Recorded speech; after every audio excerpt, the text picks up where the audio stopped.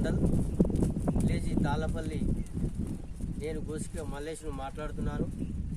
మరి నాకు ఒక పూరి గుడిసె ఉన్నది కాబట్టి 4 ఏళ్ళ నుంచి ఇదే గుడిసెలా ఉంటున్నాము. నాకు 2 పిల్లలు, మా భార్య, నేను నలుగురము ఇదే గుడిసెలా ఉంటున్నాం. కాబట్టి మరి కాంగ్రెస్ ప్రభుత్వం లేనోళ్ళకే ఇండ్లు ఇస్తా అని చెప్పింది కాబట్టి మరి దళితులకే ఇస్తానది. ఎవరికి ఇస్తురా ఇండ్లు? దళితులు కనబడతలేరా ఇక్కడ? పాతూరి వెంకటస్వామి గౌడు నిన్న మాట్లాడుతుండు మీడియాతో. తాళ్ళపల్లి గ్రామంలో నేను అందరికీ ఇండ్లు ఇచ్చినాను మాట్లాడుతుండు. ఎవరికి ఇచ్చినావా ఇండ్లు నువ్వు? వెంకటస్వామి గౌడ పాతూరి వెంకటస్వామి గౌడు ఇండ్లు ఇచ్చినాను మాట్లాడుతుండు. ఎవరికి ఇచ్చినావా? రా తాళ్ళపల్లికి ఒకసారి వచ్చి చూడు.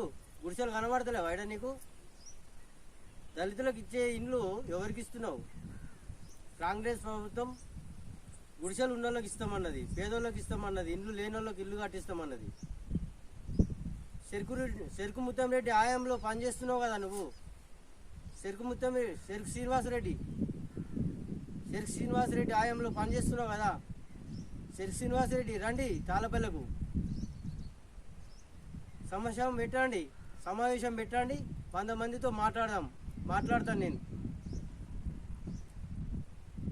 కనబడతలేదా ఇక్కడ గుడిసె ఉన్నది? తాళ్ళపల్లి సంత గ్రామంలో నీకు కనబడతలేదా గుడిసె ఉన్నది? నువ్వు వస్తున్నావా? వచ్చి చూడు ఒకసారి, నీకు తెలుస్తుంది గుడిసె ఉన్నదా ఇల్లు ఉన్నదా అనేది.